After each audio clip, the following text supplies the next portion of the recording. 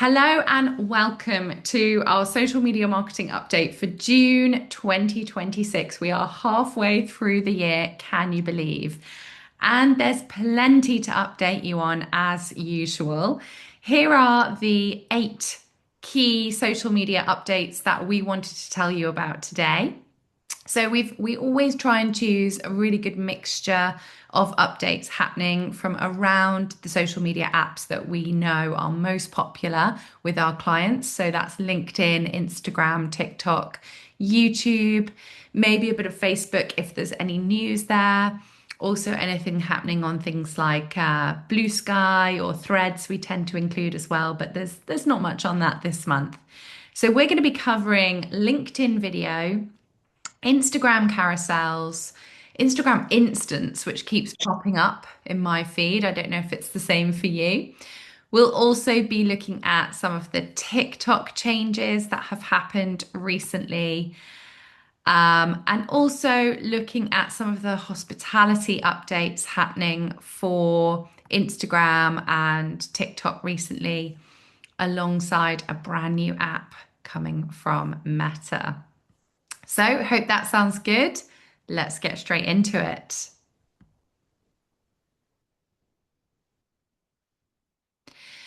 So, a lot of you have been telling me that you're not seeing video on LinkedIn perhaps working quite as well as you expected it to. And LinkedIn video has had a bit of a slow start. Some of you might remember that a couple of years ago now, LinkedIn did actually create a video dedicated tab within its feed on the app where you could go from video to video. And that was around on the app for a very short amount of time before they removed it. Last year, they tested that in the US and it performed really well for them. So they have just announced within the last couple of weeks that they are going to be bringing that dedicated video tab into new markets, including Canada, the UK, and Australia. So let's hear what they have to say. Oh, apologies, that video is deciding not to play. We're having a little bit of a tech nightmare today, but all is good. Essentially, what they're doing is they're bringing this dedicated video tab into the UK very, very slowly. They've actually found from testing in the US that video is actually allowing people to spend more time on the app. So it's drawing people into the app.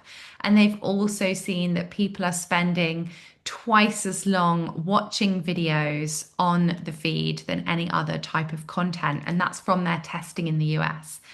So, what this says to us is that video is going to become a really key part of the strategy that we're going to see in the coming years on LinkedIn. And that's no surprise, is it?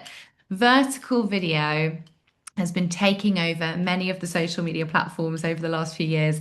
And this time it's LinkedIn's turn.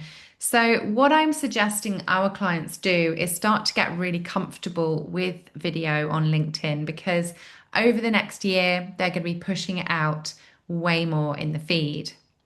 Now, they have recently shared some video advice in their recent newsletter, which emphasizes what works well in terms of video.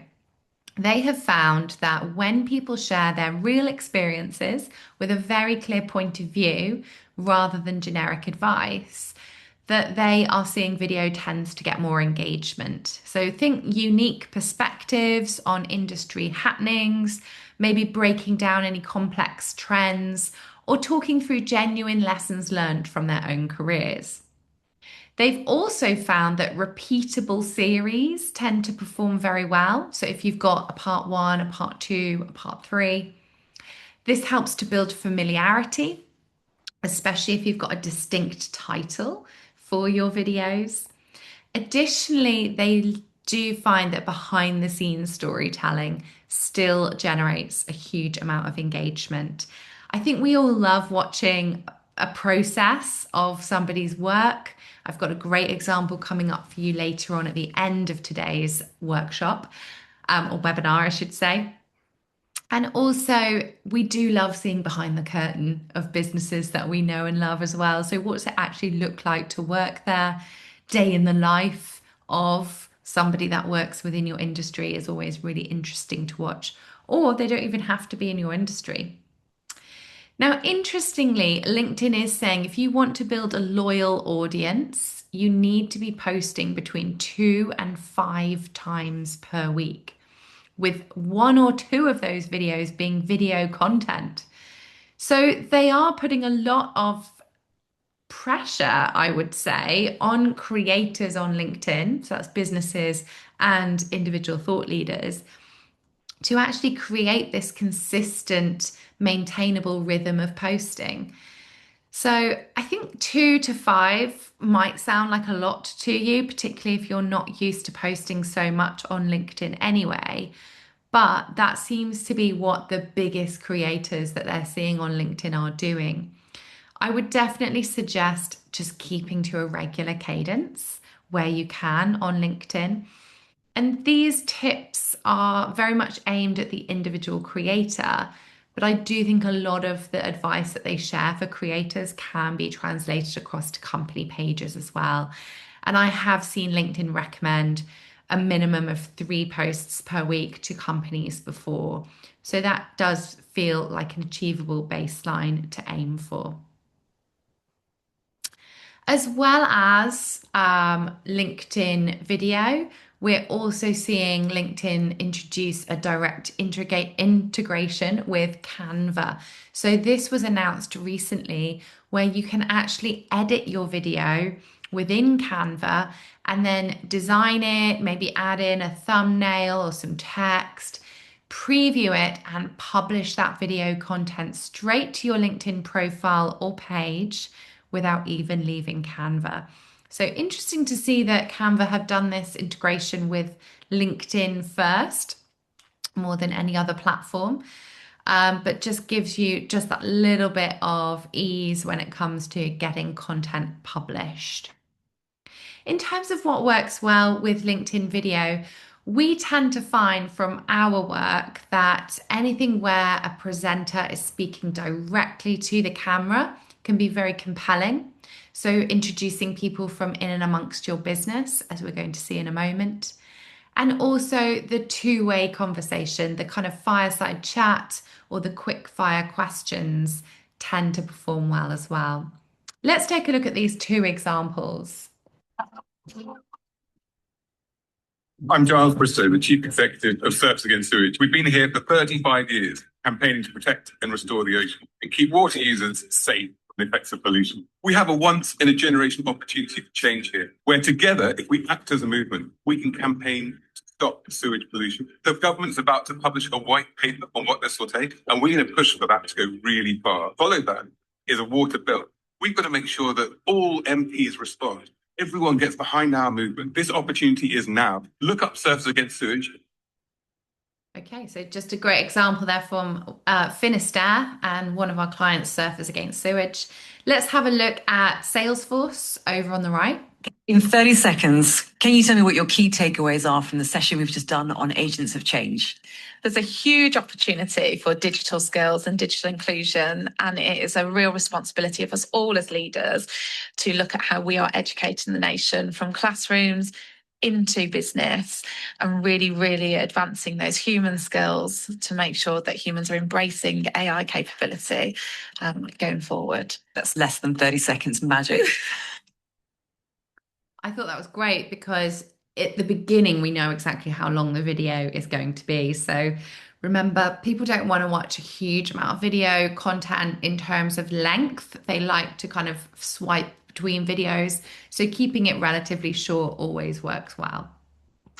If you want to know a bit more about LinkedIn, we are hosting our workshop once again this year called Mastering LinkedIn Company Pages. This is all about how to reach, influence, and drive engagement through your company page. We're talking about much more than just posting once or twice a week. We're going to be looking at some of the newer features like newsletters, events, carousels, live video, and also using some of the AI tools to help streamline your content as well. So you can find out much more about that on our website or by scanning the QR code on this slide. And that workshop takes place in August. So you've got a little bit of time to organise your place there. That's the 27th of August at 3 p.m. UK time. Of course, Avocado Social members get free access to all of our training. Now, some of you might have seen this update, which is a little bit of a test that's happening within Instagram at the moment.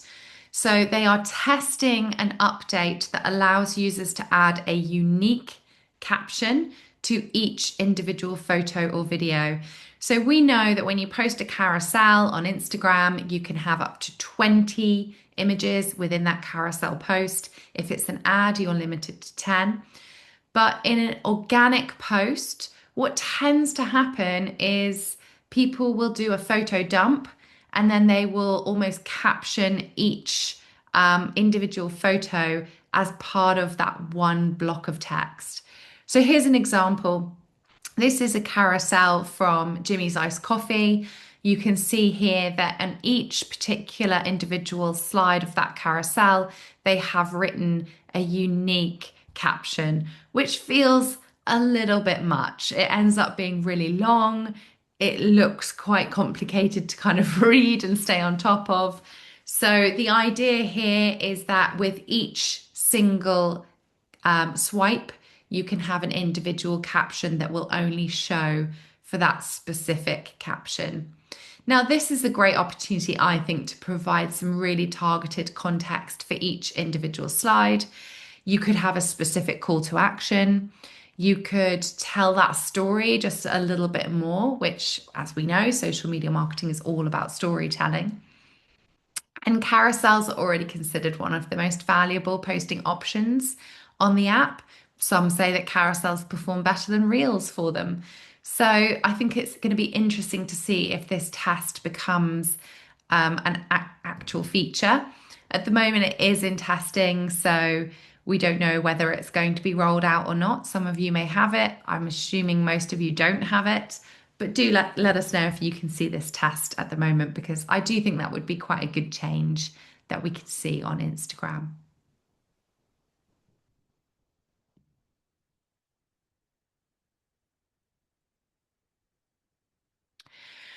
Okay, so Instagram Instants is a newly launched feature, and this has rolled out globally. It rolled out on the 13th of May, and it is Instagram's newly launched standalone companion app designed for sharing authentic and spontaneous, unedited videos. This is ideally for sharing with close friends, so people that you've identified as being your closest network, or mutual followers, meaning that you both follow each other.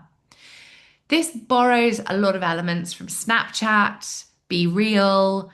It encourages this kind of lower pressure, real life sharing rather than the more curated, perfect, polished content. You'll be able to see Instants live right now in the bottom right hand corner of your Instagram inbox as a mini stack of photos. So let's have a little look. They'll just appear there. You must capture photos using the in-app camera. You cannot upload from your camera roll or apply any edits whatsoever. And you can add a caption before you share. The instants are ephemeral, meaning that they disappear after the recipient views them once, and they can no longer be accessed after 24 hours. So friends can react with emojis, reply directly in DMs, or send an instant back. And recipients cannot screenshot or screen record your instant either. So this is really interesting. It seems like it's probably been in the works for a while since Be Real came onto the scene, because Be Real, of course, performed very, very well until it didn't. And this allows you to just have that kind of much more real world, spontaneous conversations with your nearest and dearest. So interestingly, Instance automatically integrates with teen accounts and parental supervision without requiring a separate setup. And so it is, I think, really aimed at the younger audiences on Instagram. And it's another technique for them to get people spending more time in the app, sharing more content in the app as well. Although they do disappear for your friends, your shared instance is saved in a private archive for up to a year. And you can compile these archived moments into an instant recap to post on your regular Instagram stories for a lot of your followers. So, very, very similar to Be Real here. Alongside the built-in Instagram features, Meta is also testing this separate instance app on iOS and Android in select countries such as Spain and Italy. This separate app gives users immediate access to camera to capture moments even faster and syncs entirely with your main Instagram inbox. So we've known for a while that a lot of Instagram activity now happens within the inbox and the DMs. And so it's interesting to see that they're spending a lot of time thinking about new features to keep people excited about and using Instagram DMs.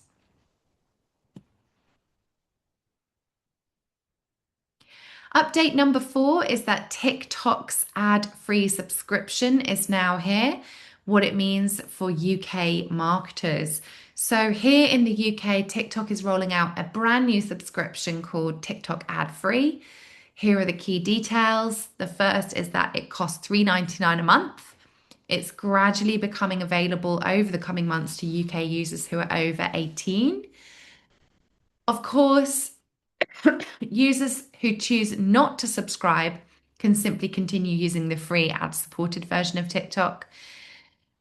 You can also change your ad preferences if you feel like you're seeing ads that aren't relevant to you.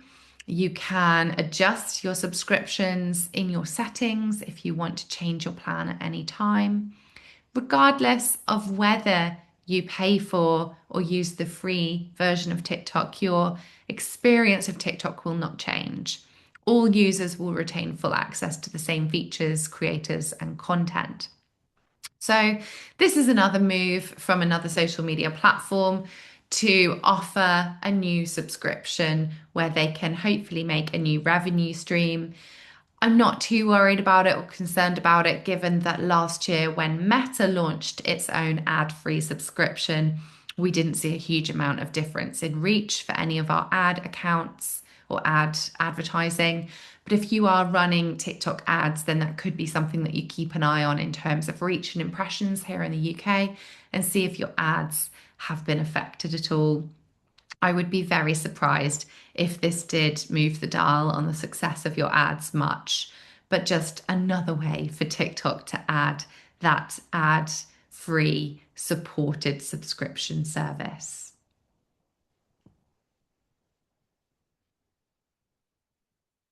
This one's a bit of a complicated one, so bear with me. YouTube's reach metrics just changed, and there's also some new music for photo posts. So, YouTube did have its recent Creator Summit in California, and at that Creator Summit, they introduced a new metric called unique reach.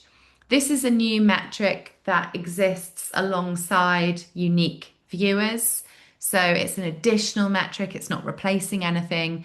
And the idea of this unique reach metric is to better account for co-viewing. So that means if you're watching YouTube with somebody else, this is because they're obviously noticing a huge rise in YouTube viewers due to connected TVs, smart TVs.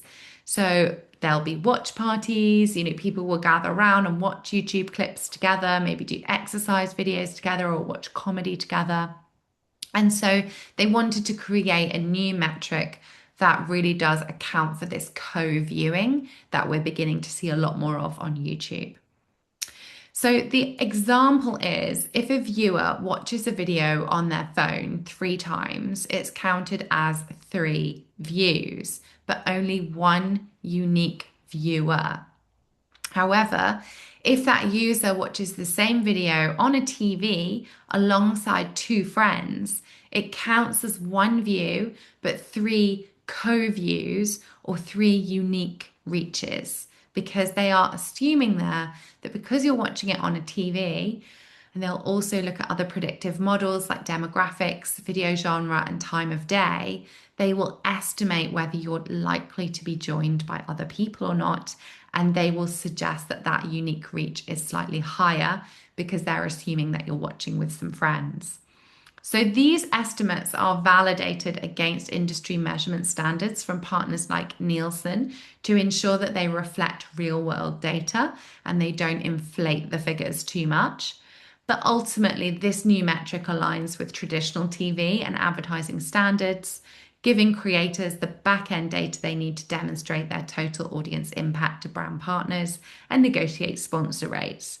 So, in the same way that Boots, for example, Boots is a UK retailer for pharmaceuticals. They might be given some predictive numbers around how many people ITV, which is a channel here in the UK, thinks Boots can reach with a television commercial at a certain time. YouTube is now offering the same sorts of industry metrics for creators to be able to say, I think I'd be able to reach X amount of people with my videos. So again, it's supporting the creators, supporting them to negotiate better rates with brand partners. And as marketers, that's definitely something to begin to ask for in terms of unique reach data if you're working with any YouTube content creators. You can see on the right hand side here, unique reach has already begun to start showing in terms of your metrics in your YouTube analytics as well. Another announcement that came from YouTube is that creators can now add custom audio to image posts and carousels displayed within the Shorts feed. So yes, Shorts does support images and carousels now. You know, some of us might not have realized that. Creators can now upload 10 photos in a single carousel and pair them with music selected from the YouTube audio library. This update functions similarly to how Instagram displays carousels amongst Reels in its main feed and is designed to give creators a new way to build connections within the YouTube community. So again, it just looks like Shorts is beginning to mirror some of the features which Meta, Stories, and Reels are offering. So interesting to see YouTube kind of catch up with Meta in that respect.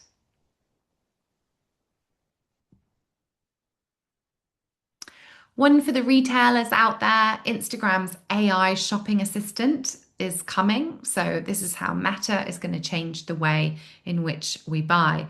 Now, we don't have any mock-ups or examples of how this one's going to look, but Meta is reportedly building a highly personalized AI assistant to carry out everyday tasks that will be associated with shopping. So they're developing this AI assistant, which is going to be called Hatch, or that's the code word at the moment. It's a consumer AI agent. So it's much more than a chatbot. The idea is that it can take actions for you, such as shopping or researching for products directly through Instagram, handling payments or checkout, managing email or messages, and completing tasks across apps and websites on your behalf. So it's much more agentic, meaning it can do things rather than just respond to things. So where you might ask Meta AI, can you find me a good running shoe? You would ask Hatch to find me a good running shoe in my size, compare the prices, and buy the best looking one. So this is a shopping experience of the future. This is where we're going to see users discover, compare, and purchase products using AI within Instagram. It's currently very much in the internal testing phase, but this could be a huge change in the way in which we buy in the future. And this is something I'm really excited to find out more about. So I'm sure I'll be reporting back soon.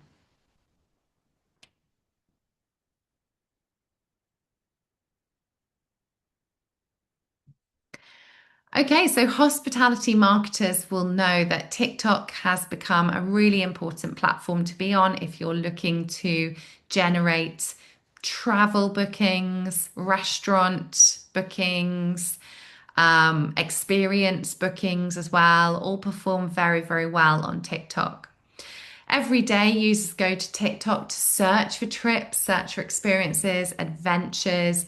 You can see that the search on TikTok is incredibly well ranked now. We've just had a recent update, which we talked about last month, where you can now add keywords to content, which is saved in the metadata behind every single video on TikTok. 35% of global consumers now turn to social media for travel ideas. 75% of travelers have planned trips to specific destinations after seeing them on social media. And 86% of people have become interested in traveling after seeing its images or as to a specific destination after seeing its images in their social feeds as well. So we know that people are planning holidays, trips, adventures, days out using TikTok and Instagram. So TikTok has recently introduced or announced TikTok Go, which is a new feature that allows users to discover and book travel and local experiences directly within the app. So it surfaces accommodation and activities through videos, search results, and location pages. And rather than having to go and navigate to a third-party website, users can now view all of the details, check availability, and complete their bookings without ever leaving TikTok. So this has launched in the US. It's restricted to users who are over the age of 18 only. And it is tying up with partners including booking.com, Expedia, trip.com, and some of the other major travel platforms as well. So it looks like this is a US only feature for now, but really interesting to see how this is going to enhance more hotel bookings, attraction bookings, tours, and other local services directly from the platform. And I'm assuming if this goes well, they'll expand it to even more markets and even more businesses as well. Of course, creators or influencers who showcase hotels and attractions can actually connect their content directly to TikTok Go bookings, providing them with new opportunities to earn money through commissions and creator campaigns. So this will work very similar to how TikTok Shop ties up with e-commerce, content creators and influencers. We will begin to see much more of those travel TikTok and food and drink TikTokers tie up with TikTok Go. So really, really interesting to see this move into much more of a direct comparison with Google search and Google Maps as well, which traditionally has been the main place where you would go and discover travel and make your bookings. So really, really exciting news there from TikTok. And this is only made possible through some of the partners like Expedia, Trip, and Booking. If you're in the US, you'd be able to tap on any of these and book directly within the app. So lots of opportunity here. And like I said, I'm really excited to see if this rolls out to other markets too. Now, if you are in the world of hospitality, I wanted to flag an event that we've got coming up in London in just 5 weeks' time. So we're going to be discussing a lot around TikTok discovery, commerce for hospitality. So making sure that you are considering how your hospitality brand shows up on TikTok, how you can drive people towards TikTok Shop, and also share a little bit more about TikTok Go in there as well. We're also going to be talking about GEO, so generative engine optimization. That's optimization in platforms like ChatGPT, Claude, Perplexity. We're going to be featuring a talk from Reddit. We've got Reddit coming along. We've got TikTok coming along. And some amazing sponsors as well. So if you're interested in joining us on the day, let me know. You can find out more by scanning the QR code. Reach out to me. I've got some discount codes to share with you all as well. So please do ask me about that, and I'd be very, very happy to share.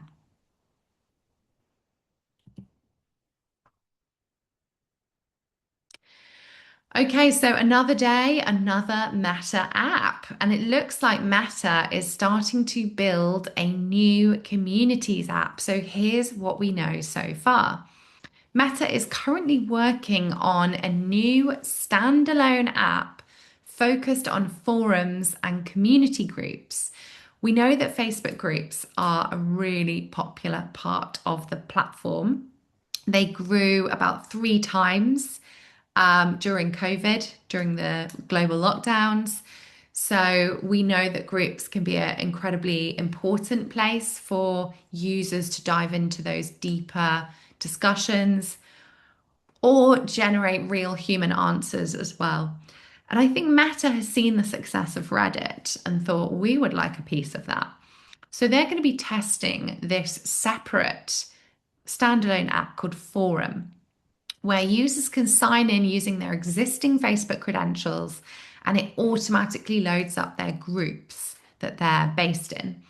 And then users can start to engage in any content shared within those groups. They can join new groups, stay visible. So essentially, it's just a better way of keeping on top of your group activity. There will also be a couple of features which are very similar to Reddit.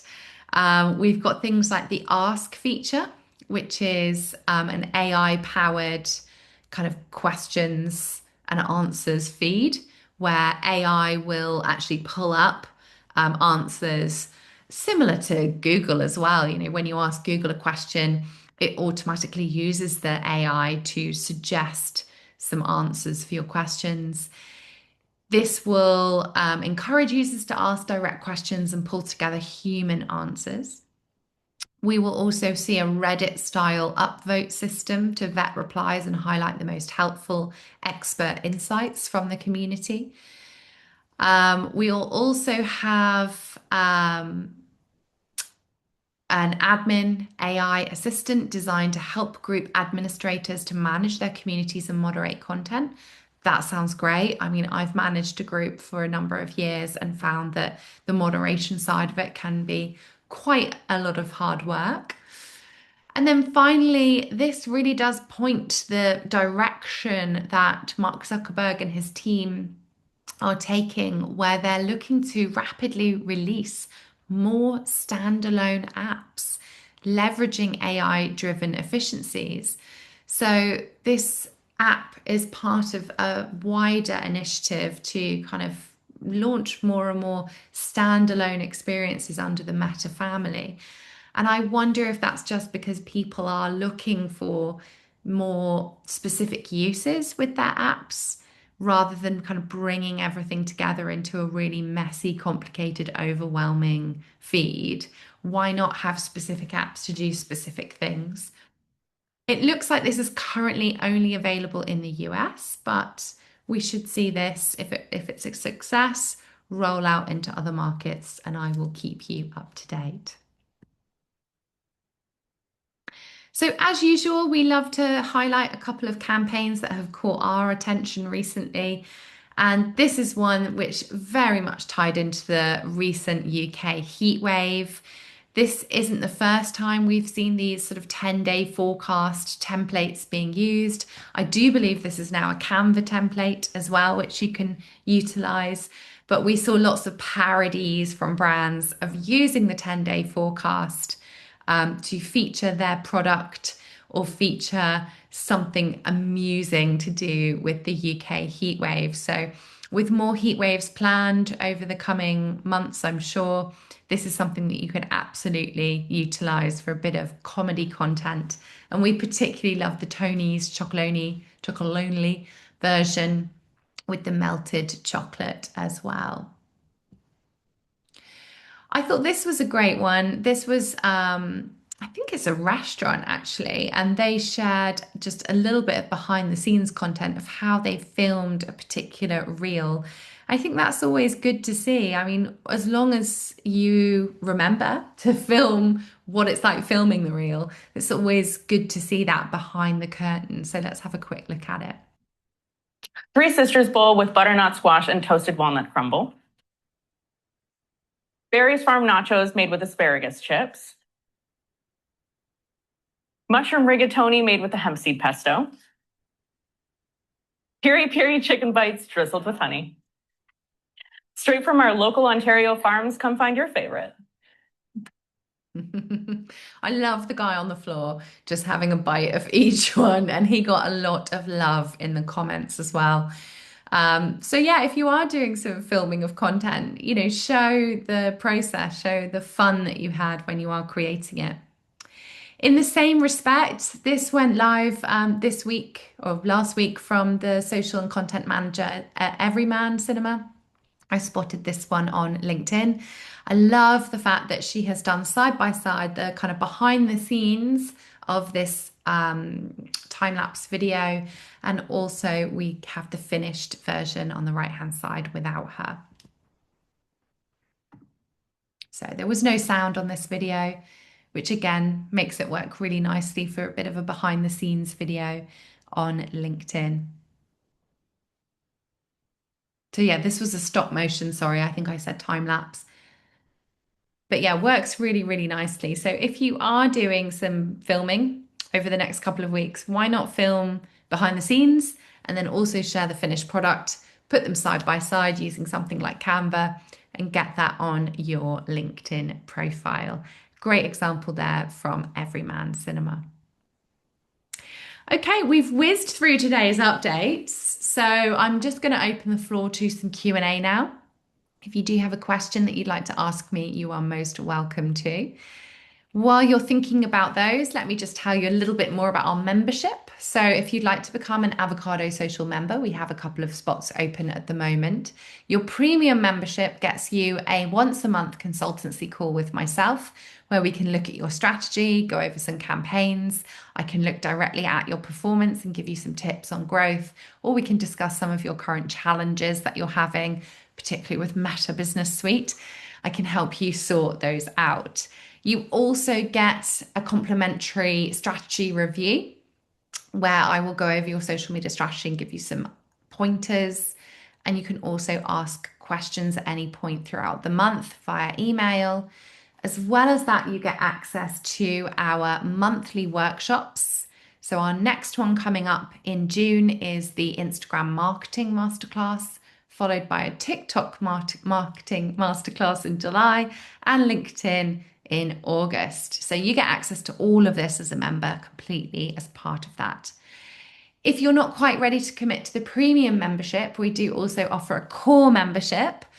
And the core membership, which is just £200 for the year, gives you access to all of our training.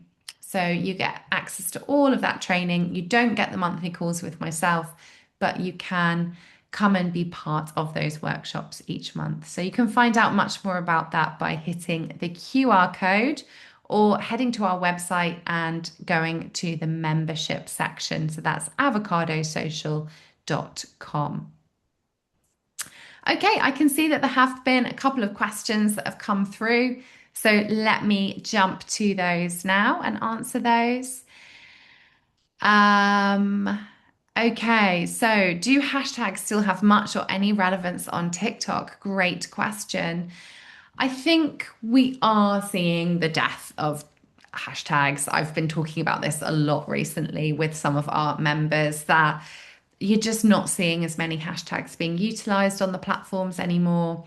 People are clicking on them less, and the platforms themselves are reducing some of the functionality around even having like a hashtag results page. So I particularly think this new keywords feature in TikTok removes the need to put certain hashtags on your content. And you can put those hidden away in the metadata behind your posts. I do think, however, if you're referencing a big talk on TikTok, so that's a community, like a subreddit, such as book talk, for example, or food talk, then you could absolutely still put that hashtag at the end of your content if you wanted people to see that you are referencing that community. But definitely moving away from hashtags. I think they just tend to look a bit naff now on a lot of the platforms as well, don't they? Okay, so Ralph says, any tips for launching a TikTok channel from scratch? So I'd probably suggest batch filming some content to start you off so that you've got that steady flow of new content to get live straight away. There's nothing worse than a new account launching and then them only having 1 or 2 posts. So try and get some batch content filmed before you're ready to launch, and then you can schedule that to go out once a day or once every other day quite quickly. I'd also look to have a really good, strong commenting strategy. So, commenting on other relevant people's content so that people get to see your profile, they get to click on it and come back and see your content there. And then it might be worth partnering with a few people as well. So, whether that's content creators or partners, other organizations using TikTok, and seeing if you can help each other out with some collaborative posts as well. Hope that's helpful. Um, Next question, what is the best tool to make video ads easily if we don't want to be in the camera but offering tips and be shared across platforms, including YouTube? If you don't want to be in the camera, I'd suggest doing a voiceover. I think that still adds the human element without you needing to have a face. And then utilize some B-roll content that you comment on top of. In terms of editing, I definitely check out the Instagram Edits app, which is a standalone editing app, which is free. And you can then download that and post it to YouTube. Chantal says, do you have any tips for encouraging employee advocacy or employee generated content for our organization? Yes, I actually just posted about that this week on LinkedIn. I think explaining to people why employee advocacy is powerful and why it works is the first step. So I'd perhaps look to run a training session or webinar with your team, with your workforce, to show them what kind of content works and why it's important to start posting on platforms like LinkedIn. I would give people some support. So I've recently just held a clinic for a company where people could drop in and see me for 20 minutes for some one-to-one support on enhancing their LinkedIn profiles. I'd take them through the steps of what needs to be changed on their LinkedIn profiles, from cover images to headlines to job descriptions. And then I would give them ideas. So a lot of the time people aren't posting because they just don't know what to say. So you could give people maybe a weekly email or a monthly selection of ideas of what they could talk about on their social media. Lauren says, can you schedule TikToks through the TikTok mobile app? That's a great question, Lauren. I feel like I should know the answer to that off the top of my head, and I actually don't. I assume you can, but I might be getting really confused with Instagram. Does anyone else know the answer to that one? Let's help each other in this community. Can you schedule TikToks through the TikTok mobile app? If not, then of course there are other TikTok scheduling tools out there. I tend to use tools like Hootsuite, Sprout Social. Plannable is a good one I recently just had a demo of. So there's plenty of tools out there. I think you can schedule TikToks in the app. Nobody's answering, but if I find out, I'll quickly get back to you on email in a moment, Lauren. And then I've just mentioned a few other tools that you can use there. So Plannable, Hootsuite, Sprout, they're kind of some of the key ones. Thanks, Rebecca, who says no, it's browser only. Gosh, you'd think by now TikTok would have had an inbuilt scheduler, but it seems not. Ah, thanks, Richard. You can schedule TikTok posts in TikTok Studio. So if you're using the TikTok ads, you get access to TikTok Studio, and that's where you can schedule posts there. So not in the app, which is an odd feature, an odd thing to do. Anyway, as always, we are getting to the bottom of your social media challenges. If you're interested in any of our tools, resources, or training, do check out our website. Got loads of free resources on our website, like content calendars and templates for your reports as well in our free downloadables section. You can drop me an email at alison@avocadosocial.com if you're interested in finding out more about our bespoke workshops, which we run for our clients, or if indeed you want to become a member.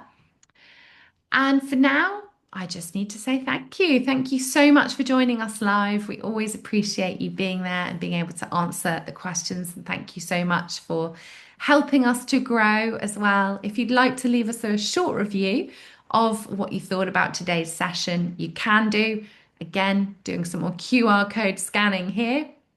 And that will take you straight through to our Google reviews page, where you can leave us a short review. Thank you so much for coming along today. Great to see some familiar names as well. So lovely to have you with us, and welcome to those who joined for the first time. I hope you will join us again in our July update. Speak soon. Bye.